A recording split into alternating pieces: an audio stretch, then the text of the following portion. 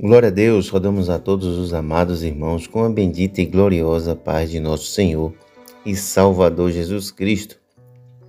Neste momento estaremos também examinando, estudando a lição dos adultos, 11 de fevereiro de 2024, que tem por título A Igreja, Organismo e Organização. Você que ainda não é inscrito em nosso canal, que você possa se inscrever, assistir os nossos vídeos, deixar o seu like e compartilhar, para que assim alcancemos mais vidas. Então, para você que é professor da escola dominical, poderá acompanhar também esse momento de estudo da lição da EBD. Amém? O modelo de liderança assembleiano, vamos falar aqui um pouco antes de entrar na lição, uma parte histórica, né? Um auxílio histórico para você. Veja, as Assembleias de Deus, especialmente no Brasil, certamente em razão de se constituírem inicialmente de crentes de diversos grupos evangélicos, atraídos pela crença bíblica do batismo no Espírito Santo, do ponto de vista administrativo ministerial, adotaram uma posição intermediária, mais aproximada do sistema presbiteriano. Não admitem hierarquia, não aceitam o episcopado formal, senão o conceito bíblico de que o pastor é o mesmo bispo mencionado no Novo Testamento. Também admitem, entretanto, o cargo separado de presbítero. O presbítero, anteriormente chamado de ancião, é o auxiliar do pastor. Porém, em algumas regiões em campos de evangelização das Assembleias de Deus, de certo modo, lhe é dado o cargo correspondente ao de pastor, onde, na ausência deste, ele desempenha todas as funções pastorais. Quais são essas funções? Ele unge, ministra a ceia e batiza. Entre esses, há os que possuem a dignidade, capacidade e o verdadeiro dom de pastor. Porém, na Convenção Geral de 1937, na Assembleia de Deus de São Paulo, foi debatida a questão sobre se os anciões, ou seja, os presbíteros, não poderiam ser considerados pastores. Os convencionais compreenderam, citando o texto como 1 Pedro capítulo 5, versículo 1, e Atos capítulo 20, versículo 28, e Timóteo capítulo 5, versículo 17, que em alguns casos parece haver uma diferença entre os anciões e anciões, com chamada ao ministério, e estabeleceram assim a hierarquia eclesiástica que até hoje existe nas Assembleias de Deus, como diáconos, presbíteros e ministros do Evangelho, ou seja, pastores e evangelistas. Nas Assembleias de Deus, embora o trabalho do presbítero tenha sua definição, passou a ser também visto como penúltimo cargo a ser exercido pelo obreiro na sucessão das ordenações antes de ser consagrado ao evangelista ou pastor. Então você tem aqui um auxílio para você, professor, um auxílio histórico em relação a como surgiu essas divisões ministeriais dentro da Assembleia de Deus. O nosso texto áureo vai transcorrer,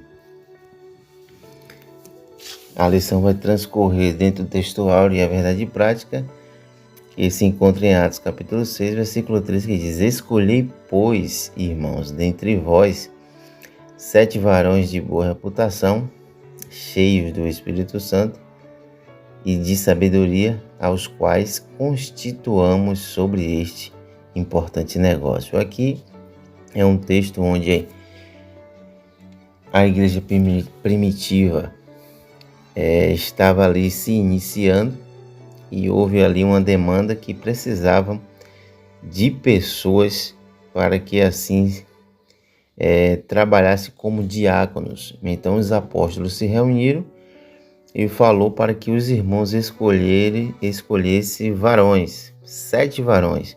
Então vemos aqui a primeira característica que você deve destacar na sua aula. Boa reputação. Aí você vai tratar sobre o que significa boa reputação, né? O bom comportamento diante da família, da igreja, da sociedade. Cheios do Espírito Santo. Você vai destacar também essa característica. Cheios de sabedoria. Então, o diácono ali devia ser cheio de sabedoria, né? E devia manejar bem a palavra da verdade, aos quais constituamos sobre este negócio, porque os apóstolos iam se dedicar na oração e na pregação da palavra de Deus. Foi daí que começou e surgiu a diaconia. A verdade prática, ela vai tratar a igreja é um organismo vivo.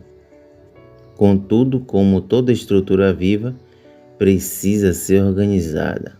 Então, a igreja como um organismo vivo, porém, ela tem uma estrutura organizada, uma estrutura organizacional, uma estrutura que é organizada dentro dos seus critérios. A leitura diária: segunda-feira, Cristo é a cabeça da igreja. Terça-feira, a igreja como um organismo vivo, o corpo de Cristo. A igreja organizada, quarta-feira. Quinta-feira, mantendo a decência e a ordem. Sexta-feira, resolvendo os problemas de natureza doutrinária. E sábado, cuidando dos santos. Você, professor, deve, assim, atentar para esses textos, para que fique bem fixado, para que você, quando for explanar a sua lição, não tenha dificuldade de entender o que ela vai estar se tratando. A nossa leitura bíblica em classe se encontra em Atos capítulo 6, do 1 ao 7, que diz assim: Ora, naqueles dias, crescendo o número dos discípulos, houve uma murmuração dos gregos contra os hebreus, porque as suas viúvas eram desprezadas no ministério cotidiano. E os 12, convocando a multidão dos discípulos, disseram: Não é razoável que deixemos a palavra de Deus e servamos a mesa. Então, não é razoável. Aí ele disse aqui: Escolhei, pois, dentre vós 7 varões, como já falamos, de boa reputação, cheios do Espírito Santo e de sabedoria, os quais constituamos sobre este importante negócio. Então veja aqui que não é algo supérfluo ou de menos valor. Eles colocaram sobre este importante negócio o trabalho que esses irmãos iriam realizar. Então enfatize na sua classe a organização da igreja, né? Dando um próprio exemplo da sua congregação. Mas perseveraremos na oração e no ministério da palavra. Já pensou se o pastor fosse ser diácono, porteiro? Então tem que ter uma organização. E a igreja primitiva, iniciando ali, já estava se preocupando com isso. E já estudamos em algumas lições anteriores, na primeira lição, falando sobre o corpo de Cristo, o membro do corpo de Cristo, né? Já pensou se o olho fosse querer ser olho, o ouvido ser a boca? Então Deus colocou cada um dentro da sua capacidade, dentro do seu dom, para assim servir a igreja e ela ser organizada. No versículo 5, este parecer contentou a toda a multidão e elegeram Estevão, homem cheio de fé e do Espírito Santo. Então veja que Estevão, ele se destacava, além de ter boa reputação, cheio de Espírito, cheio de sabedoria. Estevão era um homem cheio de fé e do Espírito Santo. Também elegeram a Filipe, Procoro, Ninacô, Timão Parmenas e Nicolau, prosélito de Antioquia, e apresentaram ante os apóstolos, estes, orando, lhe impuseram as mãos. Então, que veja que eles oraram por aqueles homens e lhe impuseram as mãos. E aí a Bíblia vai dizer que crescia a palavra de Deus e em Jerusalém se multiplicava muito o número de discípulos e de grande parte dos sacerdotes obedecia à fé. Então você deve trabalhar a leitura bíblica em classe, mostrando aí o início de uma organização do organismo igreja. Então, nesta lição, temos o propósito de evidenciar a importância da organização eclesiástica, diferenciando do institucionalismo e o legalismo. Para tal, tomaremos como base de estudo o exemplo da igreja primitiva, que, embora possuísse uma estrutura organizacional simples e ainda em desenvolvimento, era visível e eficaz. Teremos como objetivo aprofundar o entendimento acerca da igreja enquanto corpo de Cristo, como um organismo ordenado. Também temos por objetivo compreender por meio do exemplo da igreja primitiva a necessidade de organização para uma igreja viva e saudável. E também temos por objetivo aprender sobre as principais formas de governo da igreja, segundo a tradição cristã e as escolhas do modelo de nossa igreja. Imagine aí uma igreja desorganizada, que não tem organização, que não tem liderança, que não tem fundamento. Será que você iria congregar numa igreja dessa? Mas louvamos a Deus, porque a nossa igreja ela é organizada. Então, nesta lição, nós vamos conhecer a igreja como um organismo e uma organização. Veremos que não existe função sem forma, nem organismo sem organização. Isso nos ajudará a evitar os extremos, ou seja, uma igreja sem nenhum tipo de liderança visível, foi o que acabamos de falar, ou uma igreja estruturada em um institucionalismo rígido que acaba por sacrificá-la. Conheceremos também os 3 principais sistemas de governo adotados na tradição cristã ao longo dos anos e em os quais deles a nossa igreja se enquadra. Então vamos conhecer os 3 tipos e em qual deles a nossa igreja, a Assembleia de Deus, se enquadra. Sublinhamos que nenhum desses modelos de governo eclesiástico é mau em si mesmo. Porém, contudo, o que é humano estão sujeitos a acertos e erros, não é verdade? Portanto, o padrão exposto no Novo Testamento deve ser buscado como parâmetro. Então, mesmo que tenha esse sistema de governo adotado, o melhor é que se observasse o parâmetro bíblico, que é o da igreja primitiva. A nossa palavra-chave da nossa lição vai rodear ali, andar no sistema de organização e organismo. São as 2 palavras-chave, organização e organismo. Então vamos para o nosso primeiro parágrafo, que é a estrutura da igreja cristã. Ponto 1. A igreja como organismo.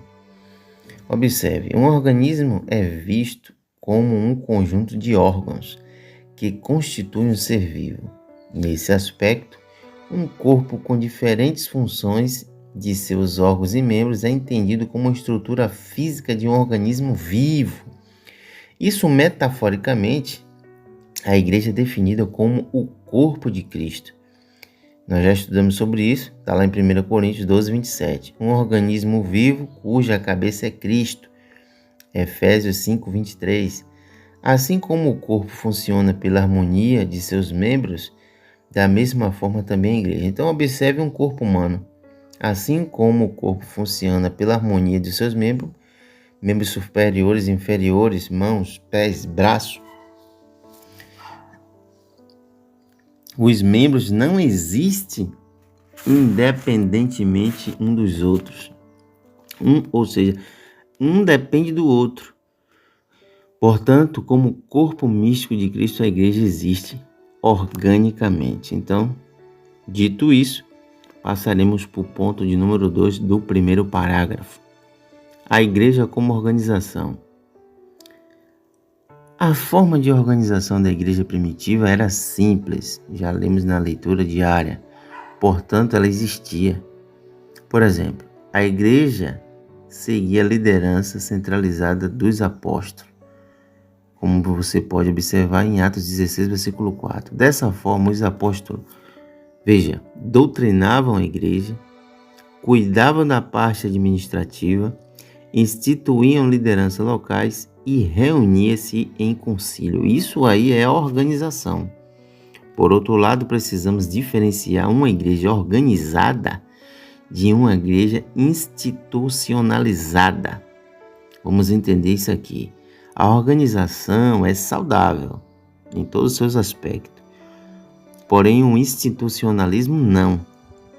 A organização permite à igreja, como uma estrutura social, se movimentar. O institucionalismo, ele enrijece, ele neutraliza. Uma igreja organizada se mantém viva. Uma igreja institucionalizada caminha para a morte, ela fica engessada. Então, entendido isso, passaremos para o ponto de número 3 do primeiro parágrafo. Organismo e organização. Nesse período, você poderá abrir espaço para os seus alunos fazer perguntas e tirar dúvidas que surgirem no momento de cada ponto, de cada parágrafo. Vimos que a igreja, como corpo de Cristo, é um organismo vivo e uma organização. Ela existe como organismo e como organização. Como organismo, nós entendemos que, assim como o corpo funciona pela harmonia de seus membros, da mesma forma também a igreja. E como forma organizacional, porque ela se movimenta, tem as suas organizações. Então, nesse aspecto, podemos dizer que não há organismo sem organização. Todo organismo precisa de organização, não é verdade? O seu corpo é organizado. Ele processa, as suas células processam o alimento ali, o intestino, o estômago, tudo ali tem uma função, tem uma organização. Você é um organismo organizado. Então, todo organismo precisa de organização, mesmo as estruturas mais simples. Então, talvez você critique, Mas para que isso? Não precisa isso. Não, mas toda estrutura simples, por mais simples que seja, todo organismo precisa de organização, mesmo as estruturas mais simples desse organismo. Eu vou citar aqui um exemplo. Vamos supor, sua igreja tem porteira. Se faz uma escala. É uma estrutura simples, mas que está sendo organizada. Você tem os professores da escola dominical. Se sua igreja existe coordenação de EBD ou se não existe, mas precisa ter uma escala dos professores para que assim todos sejam incluídos no seu dia, no horário, para que se tenha organização.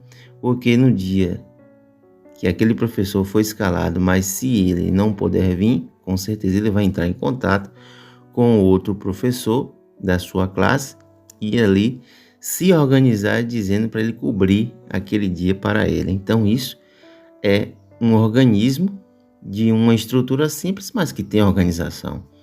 É necessário você enfatizar isso para que a igreja, os membros entendam que quando for solicitado uma organização dentro de uma estrutura simples, todos aceitem de bom grado. Alguns acreditam que a igreja existe somente na forma de organismo e rejeitam toda forma de organização para ela. É o que eu estava falando aqui há poucos instantes. Então, por exemplo, Para as pessoas não deve haver liderança ou estrutura alguma. Entretanto, de acordo com a Bíblia, encontramos a igreja como forma de organismo e de organização. Agora imagine aí, se o reino de Deus é estreitamente organizado. Já pensou se Jesus deixasse aqui tudo desamarrado, se não houvesse organização? Um reino dividido não subsiste. Então a igreja assim, ela é organizada, mas como falamos aqui, alguns acreditam que a igreja existe somente de forma de organismo e rejeitam toda forma de organização para ela. De acordo com a Bíblia, encontramos a igreja como forma de organismo e de organização, como vemos a igreja primitiva. Então, entendemos que assim como o corpo humano funciona ordenadamente, pela harmonia de seus membros, como falamos, da mesma forma é o corpo de Cristo. A igreja ela tem que ter organização. Se ela não tiver organização, será organizada. As coisas vão andar de mal a pior. Entendido isso, entendendo a estrutura da igreja cristã, passemos para o segundo parágrafo, onde vai falar sobre a igreja, um organismo vivo e organizado. Primeiro ponto, diz, no seu aspecto local. No contexto do Novo Testamento, a igreja existe localmente como comunidade organizada. Dessa forma, havia a igreja que estava em Roma, em Éfeso, em Coríntio, a sua congregação, onde está aí estruturada. Como organismo vivo, a igreja do Novo Testamento era organizada, por exemplo. Então veja que ela se reunia, ela orava, contudo enxergava as demandas sociais que precisavam ser atendidas. Então ela instituiu o diaconato, elegeu as lideranças, enviou seus primeiros missionários. Então todos esses fatos mostram um organismo vivo agindo de forma organizada. É o que a sua igreja faz, né? Ela elege lideranças para que assim trabalhem nos seus respectivos departamentos. E existe organização, existe pessoas responsáveis na área do evangelismo, existe os diaconatos, existe os porteiros, existe aquelas pessoas, os missionários. Então, é um organismo vivo que elas têm o seu aspecto local, físico, geográfico, mas também que ela se preocupa na organização. Vamos para o ponto de número 2 do segundo parágrafo, que diz no seu aspecto litúrgico e ritual. Então, toda igreja organizada possui sua liturgia e rituais. A organização, portanto, é necessária para uma igreja viva. Uma igreja organizada, por exemplo, mantém a decência e a ordem no culto. Estabelece costumes que devem ser observados. Da mesma forma, em relação ao aspecto ritual. Nesse sentido, vemos uma igreja primitiva batizando os primeiros crentes em águas e realizando a ceia do Senhor. Então, uma igreja, no seu aspecto litúrgico, ela tem a sua liturgia dos seus cultos, né? Como bem sabemos, a liturgia dos nossos cultos assembleanos, e ela segue um ritual onde temos os batismos dos primeiros cristãos em água, realizando a ceia do Senhor. Então, são esses alguns rituais que a igreja ela lhe segue. Então, observando, podemos entender que a organização é diferente de institucionalismo. A igreja primitiva nos exemplifica como a ordem é importante para uma comunidade de fé sadia e eficaz. Porque uma igreja que não tem organização, meu irmão, só tem problema. Mas estamos aprendendo aqui na palavra de Deus a ser organizados, não é verdade? Vamos para o ponto de número 3, Vamos falar sobre o governo da igreja nas diferentes tradições cristãs. Bem sabemos que no Brasil o evangelho chegou por Daniel Berg e Gunaving, e aí vamos entender qual é o sistema de governo da nossa igreja. Mas vamos ver alguns sistemas de governo nas diferentes tradições cristãs. O primeiro é o episcopal. Então veja que essa palavra ela traduz o grego episcopos e aparece algumas vezes no Novo Testamento. No contexto atual, o episcopalismo defende que Cristo confiou o governo da igreja a uma categoria de oficiais dominados de bispo ou supervisores.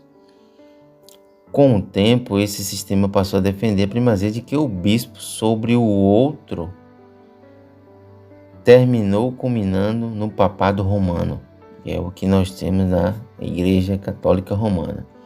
Esse modelo é seguido pelo catolicismo, por algumas denominações protestantes e pentecostais.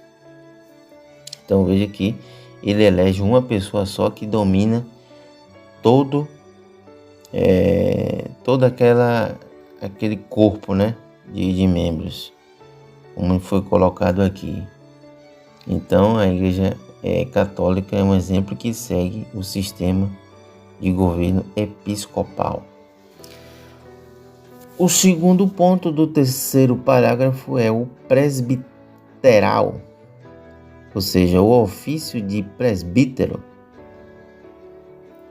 é encontrado no Novo Testamento em Atos capítulo 11, versículo 30 e Atos 15, versículo 2. Contudo, no atual sistema presbiteral, a igreja elege os presbíteros para um conselho. Dessa forma, o conselho possui autoridade para conduzir a igreja local. Há um Supremo Concílio ou Assembleia Geral que exerce autoridade sobre as igrejas de uma determinada região ou país. E o sistema seguido pelas igrejas reformadas e algumas igrejas pentecostais na América do Norte. Então, há uma eleição de presbítero, que ele ali dirige certas congregações dentro do país, dentro daquela cidade, mas existe uma Assembleia Geral, uma autoridade geral que ali administra todas essas congregações. A terceira forma de governo da igreja é a congregacional, ou seja, a prática de eleger os dirigentes da igreja local num contexto do Novo Testamento, é vista em Atos 14, 23. Nesse atual sistema, o pastor é eleito pela Assembleia Geral da igreja local. Assim, as igrejas locais são autônomas nas suas tomadas de decisões, não estando sujeitas a nenhuma interferência que vem de fora. É o modelo seguido pelos batistas. Então, os batistas têm essa forma de governo congregacional. Eles não têm interferência vamos supor, da sua sede, Esse sistema atual, o pastor é eleito pela Assembleia Geral da igreja local. Assim, as igrejas locais são autônomas nas suas tomadas de decisões. Nós temos o quarto sistema de governo, que é o sistema de governo da nossa igreja, que vamos estudar agora nesse momento, para que você entenda. Então, no contexto norte-americano, as Assembleias de Deus se aproximam mais do modelo presbiterial. Entre esses três, episcopal, presbiteral e congregacional, nós temos o modelo presbiteral. Por outro lado, no contexto brasileiro, nossa igreja reúne elementos do sistema episcopal e congregacional. No contexto norte-americano, as assembleias se aproximam mais do governo presbiteral, que é onde o sistema presbiteral, a igreja elege presbítero para um conselho. Dessa forma, o conselho possui autoridade para conduzir a igreja local. Esse é o contexto norte-americano. Na nossa igreja brasileira, reúne elementos do sistema episcopal e congregacional. Então, no Brasil, nós utilizamos o sistema episcopal e congregacional.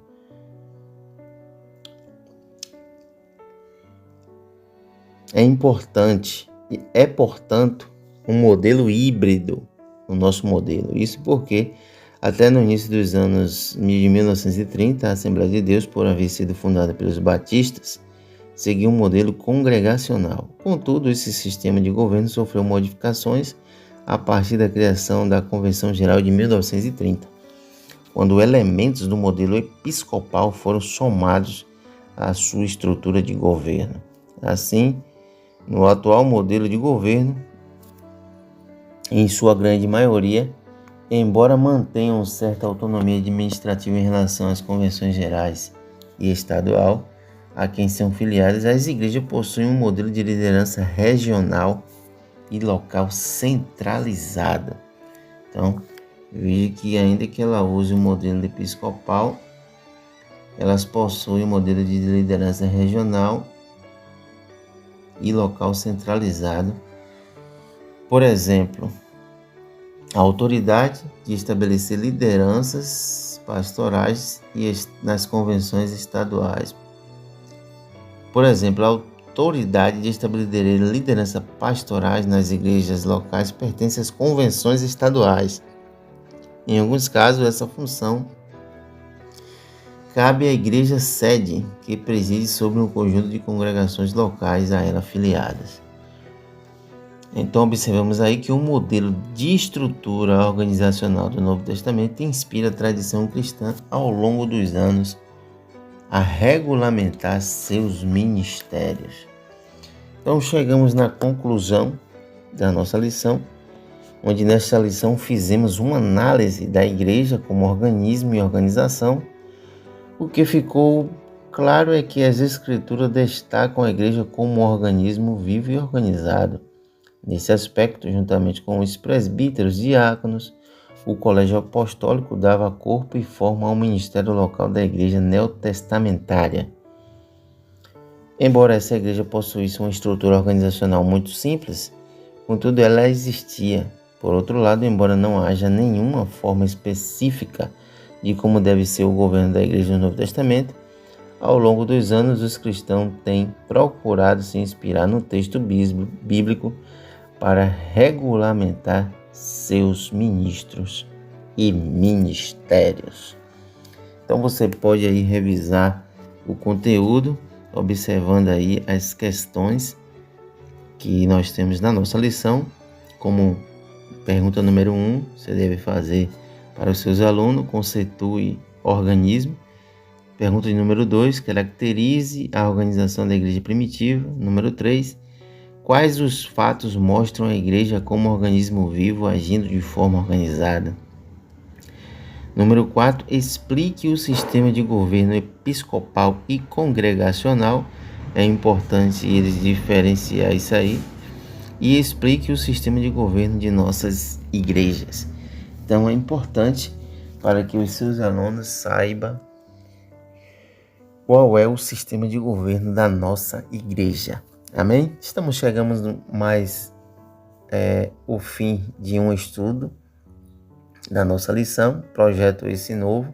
Nós já temos aí a lição dos jovens, é só você procurar aí na nossa playlist de vídeos diversos, mas eu vou deixar aqui na descrição do vídeo a lição dos jovens e vou colocar lá a lição dos adultos na descrição da aula lá da lição dos jovens. Que Deus te abençoe, que Deus te guarde e até o próximo vídeo examinando a escritura na EBD.